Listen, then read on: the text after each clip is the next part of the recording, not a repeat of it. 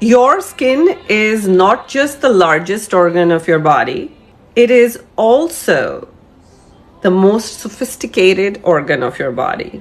Another great news about your skin is that it grows all your life.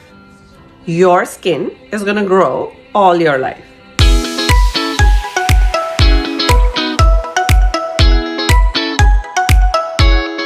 The need for anti-aging arises, in my opinion, and the people who most likely benefit from it and actually is a turning point where they should start seriously considering this is as they are hitting 40. And that is usually a time where your body is beginning to lose a little bit of its functionality. And your gut is not absorbing all the stuff that it used to when you were in your 20s and in your early 30s. Everything kind of experiences a little tiny bit of slowdown when you hit your 40s. Now, when you hit your 50s, it's accelerated a little bit. And this becomes more manifest around the skin. And the skin areas that you notice disintegration the most initially are the exposed areas. For example, your hands, your face, your neck.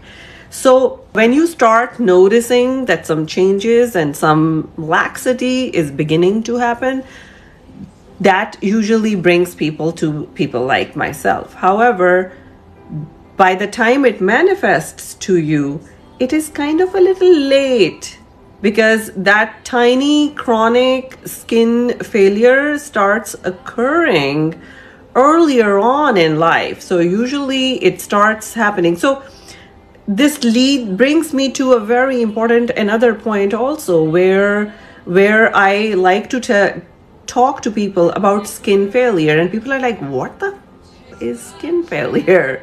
And what is chronic skin failure? Please look it up. There is something called skin. Does your skin fail? Your skin is not just the largest organ of your body. It is also the most sophisticated organ of your body. Another great news about your skin is that it grows all your life. Your skin is going to grow all your life. So, what are the things that you need to know about chronic skin failure? Well, how do you tell that now the skin is failing and now the skin is growing? So when you're little and you're growing and you have not achieved full maturity yet, that's when the skin grows. That's called growth, skin growth. Skin is growing. But at some point, the skin is not growing anymore. It just starts, it blooms, it peaks, and then it stays there for a little while. And then because it's going to still continue to grow, all the future growth after it peaks is usually called skin failure, in my opinion. And it usually starts at different times for different people.